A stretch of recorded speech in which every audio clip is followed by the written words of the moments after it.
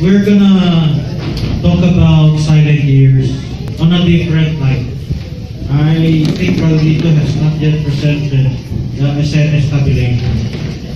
That is one subject within the silent years.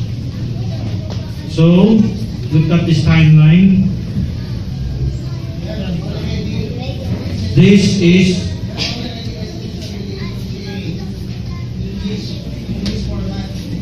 I'm not going to talk about SNS tabulation. I'm going to talk about the silent years. Okay. So, this is the beginning of the 70 weeks. So, make sure you got this on video. This is the 7 weeks. The streets shall be built again. Then this is the 62 weeks. The 62 weeks is the silent years. Now, no one I have heard yet talked about the 62 weeks. How many of you have heard others present the 70 weeks? Have you heard of the 62 weeks? They explain the 62 weeks? Not yet. Not yet. Okay. So this will be your first time to understand why there is a 7 and there is a 62. The answer is the silent years. That is the answer. Now, how many years between Malachi and Matthew? How many years? 400. So if you multiply 62 by 7, how many do you get? 434. That is the silent years. Now, what is the significance of the silent years? What is the significance of the silent years? The significance is the end time message. In the Old Testament, there is a parallel event to the end time message. That is why I said the SNS tabulation comes in handy now. That is the importance. Could you flash the SNS tabulation? This is what I'm talking about. So, in a while, Rick's gonna flash it. What is the SNS tabulation all about? What happened in the time leading to the coming of Christ and His crucifixion? That is also the time in the second coming of Christ. You remember when it was spoken of the prophet, your message will forerun His second coming? The prophet's message is parallel to John the Baptist's message. And John the Baptist came from the SNS group. Now, what is important here? It takes some time to look for the SNS. Now, let me give some few highlights of the importance of the silent years. There is a prophecy of Daniel. When was the prophecy of Daniel? When? Where in this timeline is the prophecy given to Daniel? Anyone? Where? Point it out. Where? Within 7? Within 62? Where? Answer me. Within 7? Wrong. Before 7. This is Daniel's prophecy. This is the time when Daniel gave the 70 weeks. That is the time during the captivity. You see that?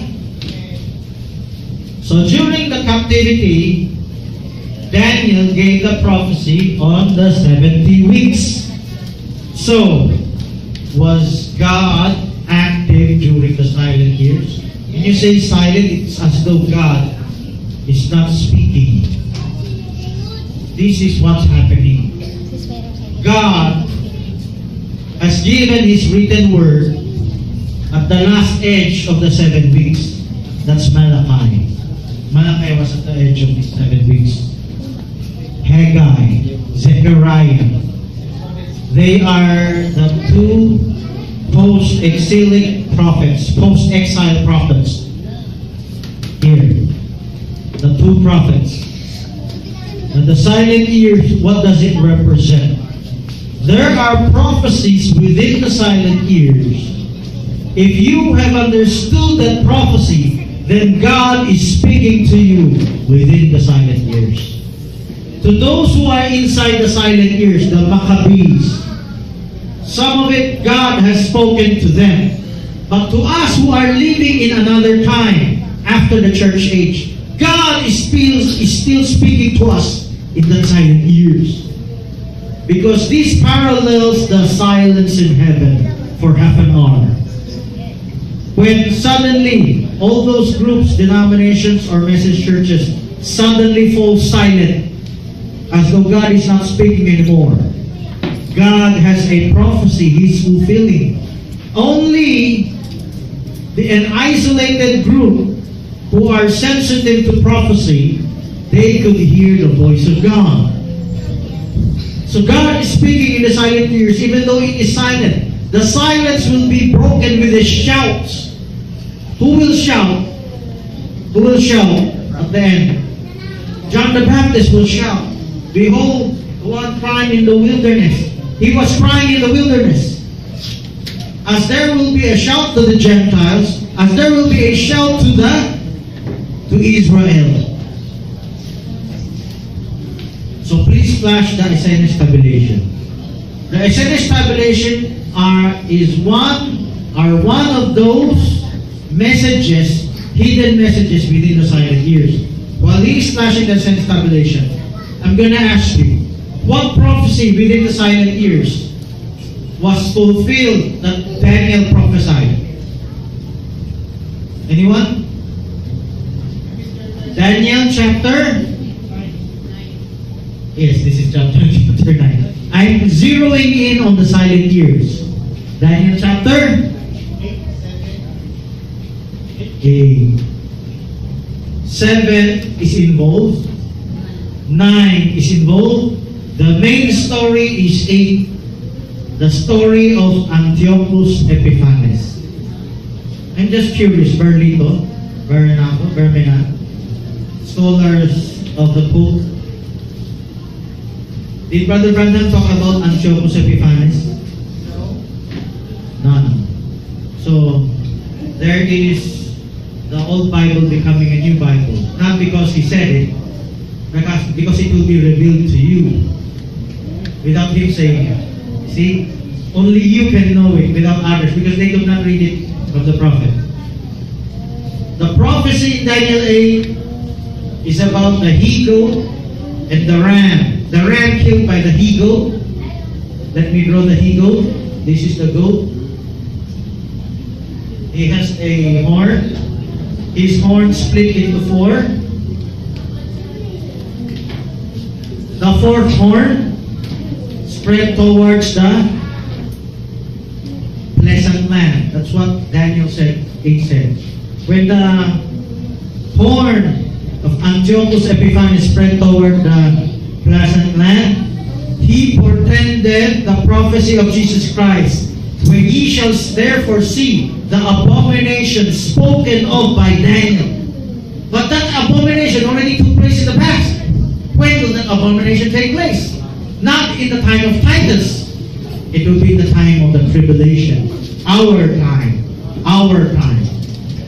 So Antiochus Epiphanes is the story within the silent years. And the silent years, how many days until the temple will be cleansed? SDA closed, come on. How many days? Until the temple will be cleansed? And unto 2,300 days shall the temple be cleansed.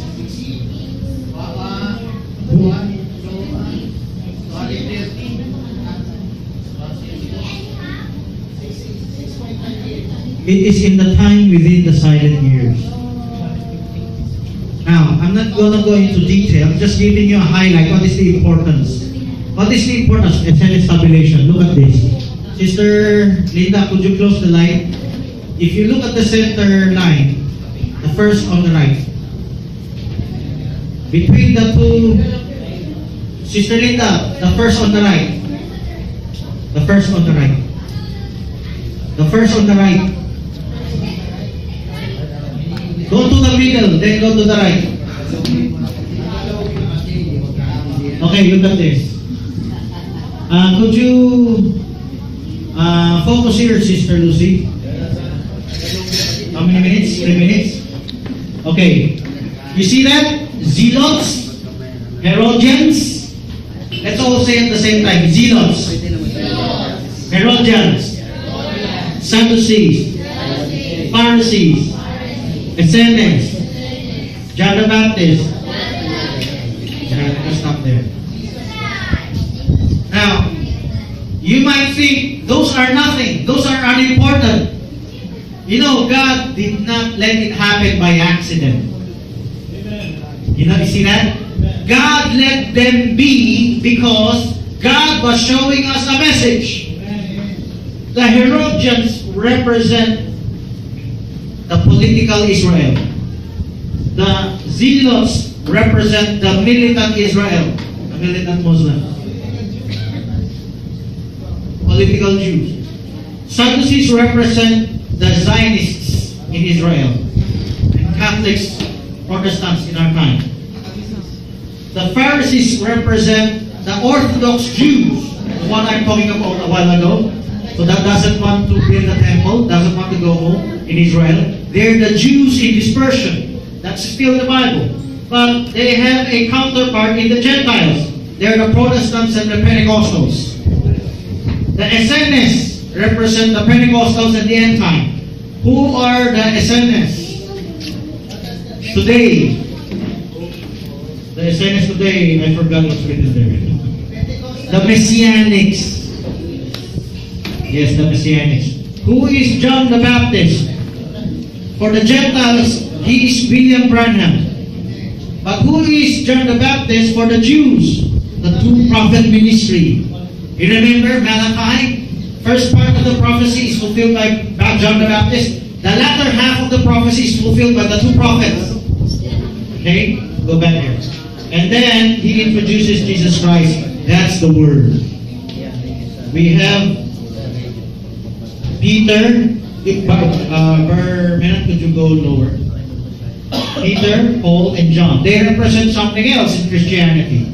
Traditional Christianity, progressive Christianity, and the bride church, super church. What does it represent in the Jew? My time is up. Amen. God bless.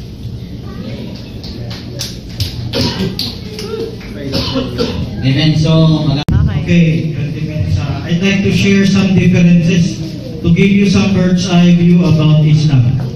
I had a debate with them. One broadcasting in the DW. Before I was in the radio, I was invited to debate them. Marcelo, he was a Assemblies of God pastor and converted to Islam. And I think he was the first to invite me to a debate before I debated with the Seventh Adventists. Now, after him, several Muslims called me up to apologize for the attitude of Barcelona. So, many of them gave me books, and I was able to attend some of their meetings and learn from them. So, if there are those teaching in Hebrew, they're also teaching Arabic for free. According to them, Islam started with Adam. It means submission. But I'm also reading other articles of other denominations about it. So, Islam, they say, is peace because of the word salam inside. In the Middle East, Aramaic, Arabic, Hebrew, and many other sister languages have similar sounding words. Similar but not the same. Example, salam. It's also shalom. It's the English, in our English Bible, it's also Salem. They're the same.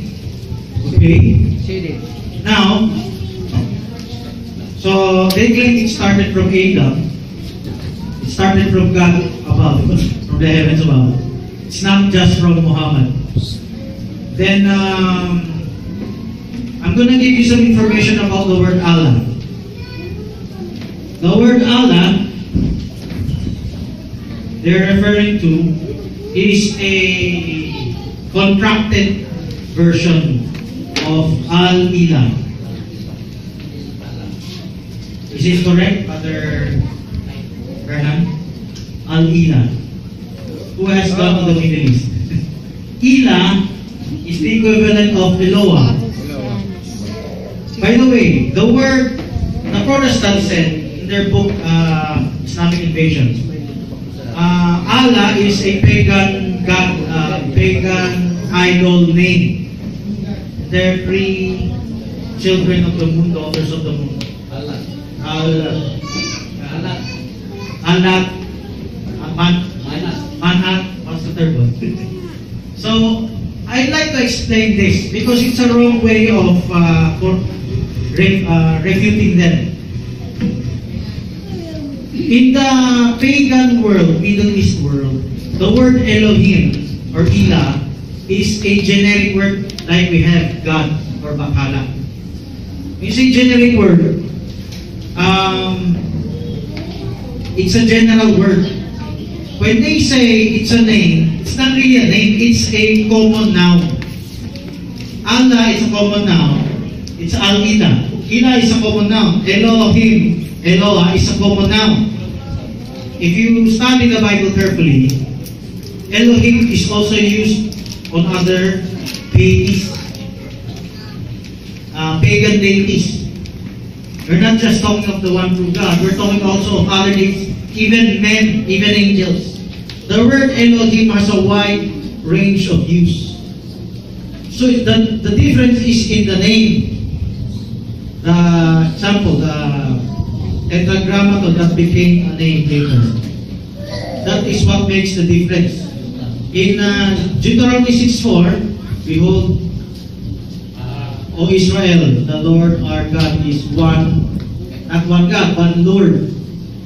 So, now, so they have similarities and differences. Historically, Muhammad founded what they call Islam today. Although they claim they have been from old, they even claim the religion of the Hebrews or the Jews.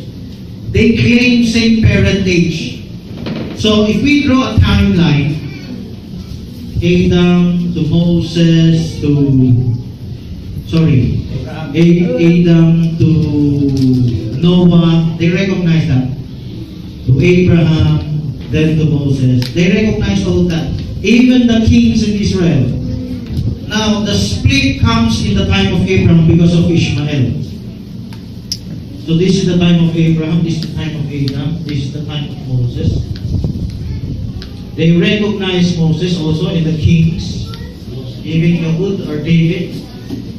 Now, the revelation of the Muslims is a mixture of Judaism and Christianity. Did you know that? Because they recognize Jesus Christ as the Messiah for Israel. But they're looking on the same perspective as the kingdom restorationists, Judas Iscariot. The kingdom restorationists. The Muslims see it as the same as the Jews see it, but Jews see it of the opposite. Example, Jesus Christ, they expect to restore the kingdom. Acts 1:6. But the Jews rejected it. He's a false Messiah. But the Muslims look at Jesus Christ as His fulfillment only on that aspect. They do not see a deeper spiritual reconciliation with God over sin. They both do not believe in the inherited sin. They do not believe all humanity has fallen into sin. They both believe. So they both believe the same way.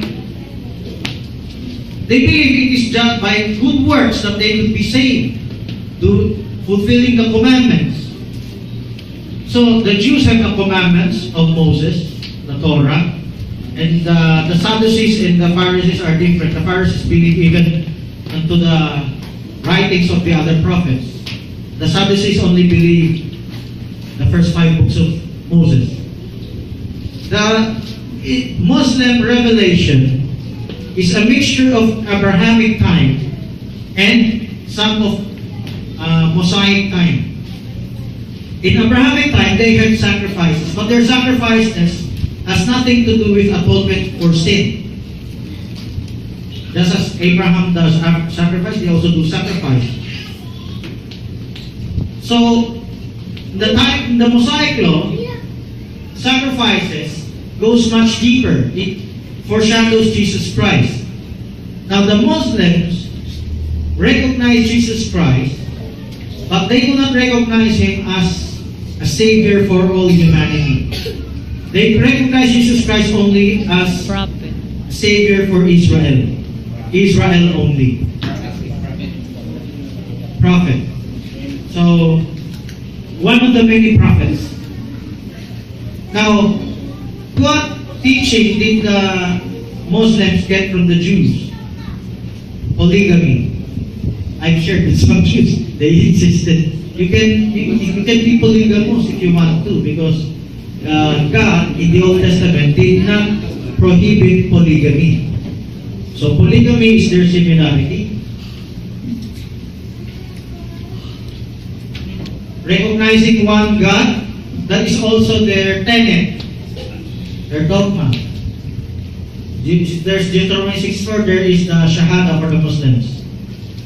Just recognize there's one God, Allah, and His messenger. So, monotheism. That's their similarity. What else? The Jews have these food commandments. Eating of pork and many other animals. I'm not very sure with Muslims, just get filled in. As far as I know, they do not want to eat pork. But that commandment was originally for the Jews. So if that was forbidden in Islam, I was wondering, is it forbidden in Islam also the other forbidden foods? Like snakes, rats? What do you know? Brother Fernand, what do you know? They also forbid it? They don't. So they have a partial copy from the Jewish law. The Jews have the Sabbath. They don't. Okay. Now let's talk about the sword. Pastor mentioned about the sword. Did you know the spirit of the sword of the Muslims is not originally their own spirit? Of course, they claim it's from God, but that heritage is connected also to the Jews or Israelites. Let me correct myself. It's not just the Jews, Judah, but the whole of Israel, the Israelites. Remember when Joshua led the 12 tribes into Canaan? They fought by the sword. They conquered by the sword. So it is by that spirit that they conquered territory. But there's a difference. God did not command Israel to expand its borders beyond what was promised them. So they did not conquer the whole of the Middle East. They just claimed what was originally their inherited land. But they also live by the sword because they have to defend themselves. They have their own jihad. Now, when the Muslims spread their religion by the sword, they're forcing monotheism on all countries. Now, I'd like to share something. If Islam is spreading by the sword and Israel is not spreading by the sword, but they both use the sword. They both kill heretics. They both kill unbelievers in their midst. Skeptics. Not just skeptics. Those who do not follow the law. Now, of course, there's changes in Israel in its history. In Islam, when they expanded, they were forcing people into monotheism. Now, I'd like to share something about their religion, that when they forced all those nations around them to become Muslims, at first they recognized Christianity. There was a time the infant Muslim religion was about to be snuffed out by enemies in Mecca, their hometown. And you know what saved them? It's a Christian kingdom of Abyssinia. Have you heard of that? They sought refuge in the Christian kingdom of Abyssinia. Muhammad recognizes Mary as the mother of Jesus, supernaturally conceived. So there was a suspicion that the Catholics was the one who engineered that religion. Have you heard of Alberto Rivera Comics? No. This one. Have not read of that person. Now it's a claim that he was a Jesuit, that they secretly engineered Islam to destroy Judaism. But I don't think that the Jesuits are that good to engineer some belief. Even communism was said to be engineered by the Jesuits. So, what I would say is that at the time that Islam came out, the whole world was plunged into the Dark Ages.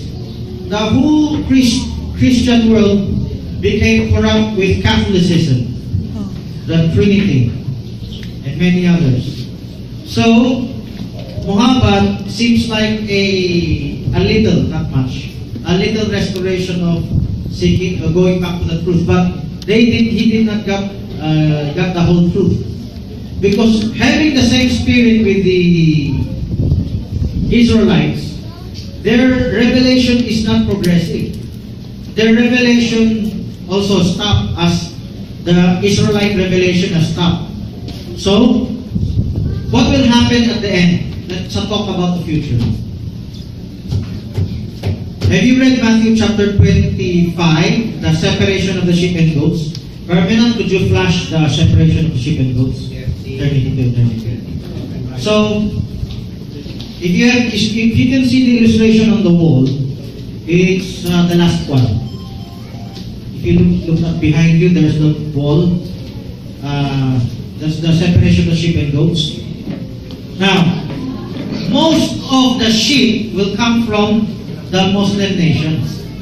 Now, why did I say that? One day, when the Antichrist takes over the world, even the Muslims will become victims. They will recognize the Israelites, the Jews, as their fellow brothers. Right now, they are at war with the nation. They know only the nation Israel. They're not against the Jews all over. There are two kinds of Jews, let me tell you. The Orthodox Jews, reduce it a little. Okay, that's the separation of the sheep and goats. Could you show the tribulation period also? That's at the end of the tribulation. Later on the topic of the temple, I'm going to share about the temple there, prophetically. So that's the Great Tribulation. Move over to the side. That's the separation of the sheep and goats. If you could close the light, Brother, Sister Lee. Brother Robert, could you close the light? Center right. So we could easily see the illustration. Center right. So if you look at the S there, that's the sheep. The goat. Who are the goats? The goats, center right. Look at the center. It's a kid. Why do you let a kid close the light? Get an older person to close the light. Look at the center. The first one on the right. Okay. So, if you look at the letter S, that's the sheep. When Christ separates the sheep and the goats. Most of the sheep nations are Muslim nations. I'm not saying all of them are Muslim nations. but majority, because they did not have any chance to know about Christ. The goats are those who will be deceived by the Antichrist. They're even Christians, but they will be deceived by the Antichrist to look at the two prophets as terrorists. When the two prophets come on the scene, their sympathizers are Muslims. Isn't it they're at war with them, the Muslims, only in Palestine, only against the Zionists who want to build the temple.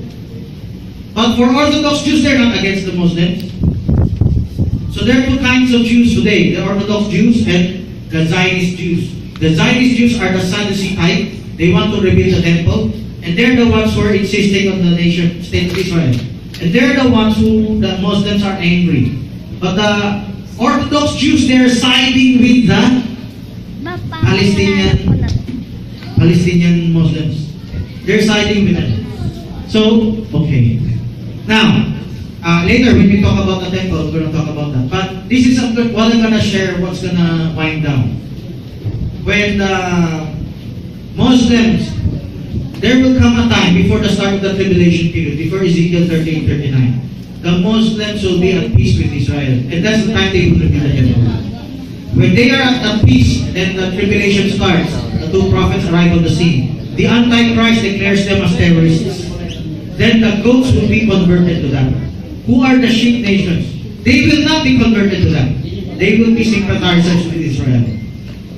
So there's a scripture, Brother Jackson noted that there will still be a war where the Muslims in the surrounding nation of Israel will be subdued, and they will one day become allies with Israel. Even Saudi Arabia, in the Bible, Sheba and Dedan was prophesied to will become the allies of Israel. When Ezekiel 38:39 starts. Ezekiel 38:39 war is Russia and 5 allied nations attacking Israel. When they attack Israel, it sets a stage for the Pope to come in, intervene, and arrange a concordant or world peace agreement. So, where will be the Muslims then? The last Muslims that will be going against Israel will not be the surrounding nations. It will be, let me mention those in Ezekiel 38. Turkey. Armenia is Christian. Ethiopia, some of them are Muslim. Libya. Iran. Okay. So, those nations will be the last Muslims to be against Israel. After that, they will be allies. So, my time is up. God bless you. So, yan po yung presentation ni Brother Francis. May iba pa bang sususog? So, yung pagkakaiba. Sabihin mo kung start na. Okay, ready? Hello. Okay, so I'm gonna share some proofs that there will be a literal temple. Those who teach that there will not be any literal temple in the future are, just to introduce them, Kibuloy, SDA, Don Parnell. Not all Messianics are like that. They're valid. Okay? Not all Messianics teach that there will be no temple. Seventh-day Adventists, Jehovah's Witnesses, INK, some of them. So have you heard of the preterists? Preterists teach everything has been fulfilled in the past. It will be fulfilled in the church. So there are some message believers I've read long time ago. In Australia, the BibleBelievers.org, Australia, they believe that there will be no temple in Israel. The Israelites in Israel today, they are like what Hitler believed, that they're worldwide conspiracy, protocols of the elders of Zion, like that. So he believes it should be the church Now, who else? The Catholic Church, the mother of them all. Now, let's give some scriptures, proofs, Brother Renato, that the temple will be rebuilt. Okay? Branham, I think, also taught that the temple will be rebuilt, right? Okay. We use scripture. Now, the scriptures that were not mentioned, Daniel 12. What does it say? Daniel 12 verse 8. Teach your children to open up the scriptures. Who will adopt it? Daniel 12. From the time that the sacrifice shall be taken away. That's verse 8, right? Check it out. So from the time that the sacrifice will be taken away until the abomination set up. This coincides with Daniel 9:27. He shall cause the sacrifice and oblation to cease. What is that sacrifice and oblation? When the Jews rebuild the temple, they will restore the sacrifices. Okay? What does Jesus Christ say? Open up, Matthew chapter 24, verse 15. When ye shall see the abomination of desolation spoken of by Daniel. It's not Antiochus anymore. It is Daniel 12. It's not Titus. If you interpret it's Titus, then it's preterist, it's over. But did Titus put a pig in the altar? No, it was Antiochus Epiphanes. When will that be repeated? Brother Menat, could you flash the eternity to eternity, the end part? You see the judgment of nations. The temple is not seen there, but at the time of the judgment of nations, the temple will be cleansed, as it happened in Antiochus' time. Okay? So that is Matthew 24:15. That is proof there is a literal temple. Haggai chapter 2. They quoted it already. It's just that you didn't use the right words. The latter shall be greater than the former. What is the former? What is the former? Solomon. The latter would be the future temple. So the time that that Haggai was writing it, their temple was the Zerubbabel temple. Herod remodeled it, but Herod was not the fulfillment of the prophecy. He's like the Antichrist or impersonator. Zechariah chapter 4. This mountain shall be removed. And what were they doing? What is that mountain? That mountain is the rubble that they had to remove to rebuild the temple.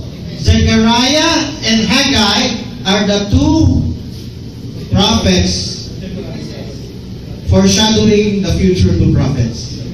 The two post-exilic prophets. Ezekiel 40, open up. You browse Ezekiel 40, 41, 42, 43. What is that? I broadcasted it in the radio. What is that? Rebuilding of the temple. No, the rebuilding. Ezekiel 40 is the blueprint. Now, how are you going to spiritualize that? I believe everything in the Bible can be spiritualized, but do not remove the actual event, the actual literal type. Example, Israel is a type of the church. Does that mean Israel does not exist? The fact that Israel became a nation once again. Christ was fulfilling prophecy in Matthew chapter 24. Prophecy that Israel will come back to life again. That's Ezekiel 36, 37. So there is a literal Israel, and there is the church that typified the literal Israel. How they had fallen and was restored. Well, that's the church. So you cannot remove the literal temple if we're going to speak of a spiritual temple. Revelation 11, that was quoted a while ago, measuring of the temple. But before you quote Revelation 11, you go back to Ezekiel. He measured the temple. It started from there. Yeah. So there is a literal temple. There's another verse, 2 Oh, 2 Thessalonians, the Pope, the papacy.